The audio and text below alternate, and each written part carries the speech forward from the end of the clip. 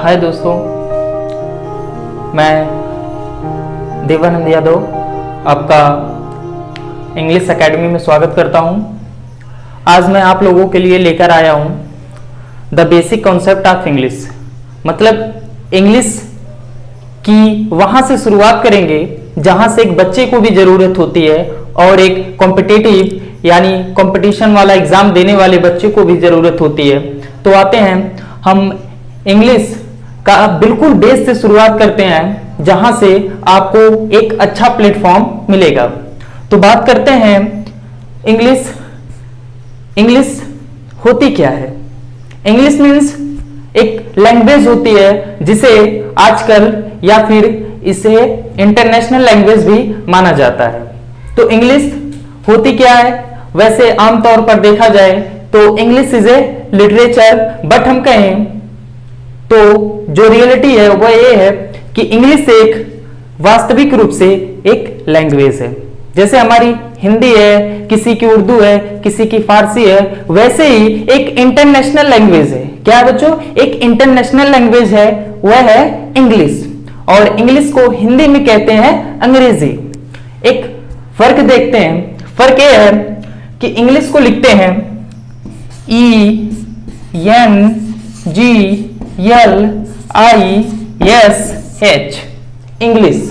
English मतलब अंग्रेजी। English मतलब अंग्रेजी। फर्क यह है कि इंग्लिश का मतलब अंग्रेजी होता है, लेकिन एक वर्ड होता है जिसे हम लोग आर्टिकल कहते हैं, डिफिनिट आर्टिकल कहते हैं। इस चैप्टर को हम बाद में पढ़ाएंगे। लेकिन अगर इसे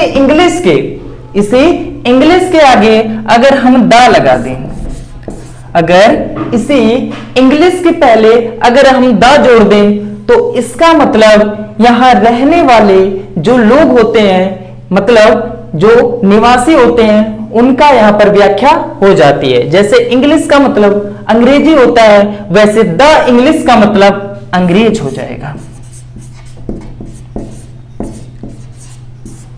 तो बच्चों एक चीज कॉमन मिली कि कोई भी लैंग्वेज हुआ, एनी लैंग्वेज, कोई भी लैंग्वेज हुआ, अगर उस लैंग्वेज के पहले आप आर्टिकल द लगाते हैं। क्या लगाते हैं?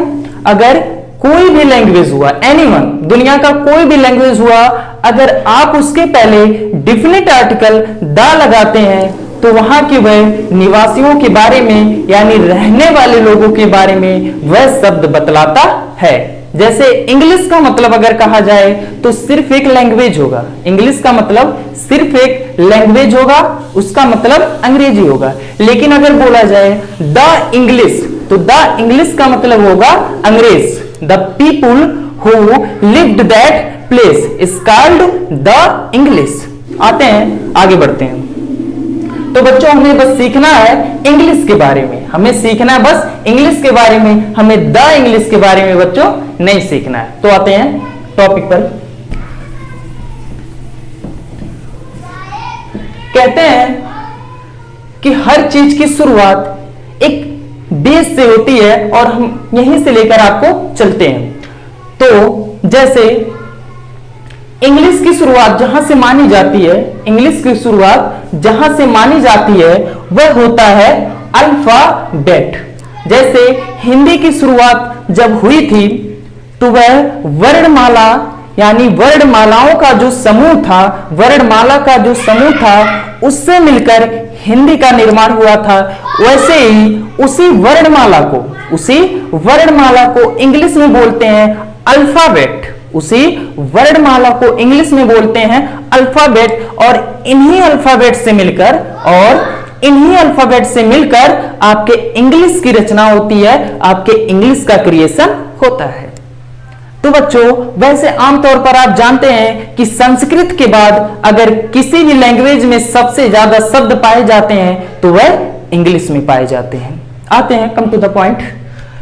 तो बात आती है कि जहां से इंग्लिश का निर्माण हुआ है, जिस ईंट से मिलकर इंग्लिश का निर्माण हुआ है, उस ईंट को कहते हैं अल्फाबेट। ध्यान दीजिए बच्चों, अल्फाबेट लिखते हैं।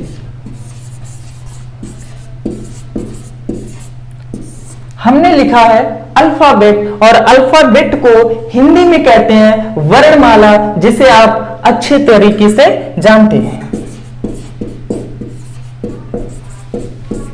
बच्चे ध्यान दीजिए, अल्फाबेट को हिंदी में कहते हैं वर्णमाला, और वर्णमाला को आप ऑलरेडी हिंदी लैंग्वेज में पढ़ चुके हैं कि हिंदी लैंग्वेज में वर्णमाला का जो संख्या होती है, वर्णमाला की जो संख्या होती है वह होती है टोटल 52। कितनी होती है? 52 होती है। यह होती है हिंदी भाषा में वर्णमाला की टोटल संख्या कितनी? 52 होती है। लेकिन हमें पढ़ना है इंग्लिश के बारे में। किसके बारे में? हमें पढ़ना है इंग्लिश, इसलिए हमें यह जानना होगा कि इंग्लिश के अल्फाबेट में टोटल नंबर कितने होते हैं। हमें पढ़ना है इंग्लिश लैंग्वेज में टोटल अल्फाबेट के नंबर कितने होते हैं। तो बच्चे हम जानते हैं कि इंग्लिश भाषा में अल्फाबेट के टोटल नंबर 26 होते हैं। कितने होते हैं? 26 होते हैं। टोटल अल्फाबेट की संख्या है 26। कितनी है? 26 है। तो सबसे बड़ी बात है कि ये जो 26 लेटर हैं, ये जो 26 लेटर हैं, इनको कितने क्रम में या फिर कितने प्रकार में डिवाइड किया गया है, इनके कितने टाइप्स हैं, इस चीज को हम देखते हैं। बच्चे थोड़ा सा ध्यान दीजिएगा, आपको ही कह रहे हैं। बात यह है कि जो 26 लेटर होते हैं, इसमें से जो 26 लेटर हैं, इसमें से कुछ लेटर वोकल कॉर्ड से आते हैं और कुछ लेटर जिनका प्रोनाउंसिएशन हमारे लिप्स, टिप्स एंड हमारे बॉडी से होता है। बच्चे क्या समझे? इस 26 जितने भी लेटर होते हैं 26, इनमें से कुछ लेटर हुए जो स्पेशल लेटर हुए, इनका जो वर्णन होता है, इनका जो प्रोनाउंसिएशन होता है वो हमारे वोकल कॉर्ड से होता है, और कुछ वर्ड्स हुए या कुछ लेटर्स हुए जिनका प्रोनाउंसिएशन हमारे lips, teeth, tongue and body से होता है।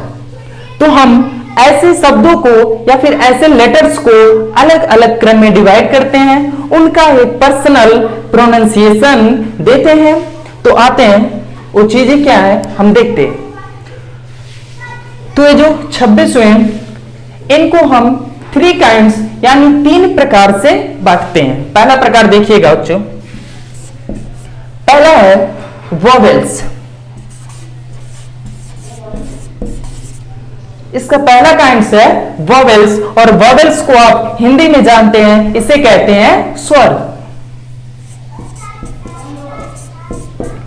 और इसी अल्फाबेट का दूसरा प्रकार जो काफी इंपॉर्टेंट प्रकार होता है वह होता है कॉन्सोनेंट। आप जानते हैं कॉन्सोनेंट का मतलब होता है व्यंजन।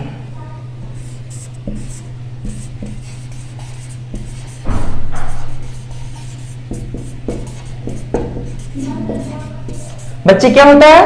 कॉन्सोनेंट का मतलब होता है व्यंजन। और जो तीसरा प्रकार है वही सबसे इंपॉर्टेंट प्रकार है, जिसे हम छोटे स्तर पर तो नहीं पढ़ते हैं, लेकिन जब किसी कंपटीशन की तैयारी करते हैं तो तीसरा प्रकार हमें मिलता है। और तीसरे प्रकार का नाम क्या है बच्चों? Semi vowels. सेमी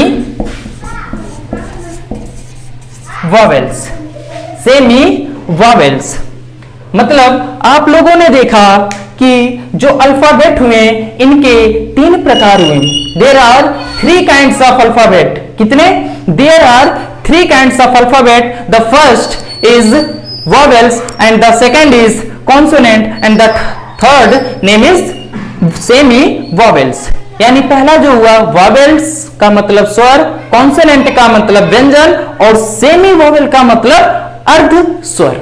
सेमी का मतलब होता है अर्ध स्वर। जैसे आप सेमी कंडक्टर पढ़ते हैं ना, अर्धचालक, वैसे होता है सेमी वोवेल्स। सेमी वोवेल्स का मतलब होता है अर्ध स्वर। तो बच्चे, जिसमें से सबसे इंपॉर्टेंट चीज होती है कि जो अल्फाबेट है, जो 26 लेटर हैं, इनका प्रोनाउंसिएशन होता कहां से है। जितने भी वर्ड है 26, इसमें से एक एक वर्ड का एक स्पेशल क्राइटेरिया होता है जिसका अलग अलग शरीर के पार्ट से उच्चारण होता है। ऐसे उच्चारण जब होते हैं अलग अलग प्रकार से, तो उनका एक अलग स्पेशल नाम रख दिया जाता है। जैसे कुछ लेटर रहे होंगे जिनका शरीर के कुछ स्पेशल हिस्से से प्रोनाउंसिएशन हुआ होगा, उनको हम स्वर कहे होंगे। कुछ का व्यंजन यानी शरीर के दूसरे पार्ट से प्रोनाउंसिएशन हुआ होगा, उन्हें हम कॉन्सोनेंट व्यंजन बोले होंगे। कुछ का शरीर के अलग पार्ट से प्रोनाउंसिएशन हुआ होगा, उन्हें हम बोले सेमी वोवेल्स, अर्ध स्वर। लेकिन बच्चे, जो बात सबसे इंपॉर्टेंट है जिसे आप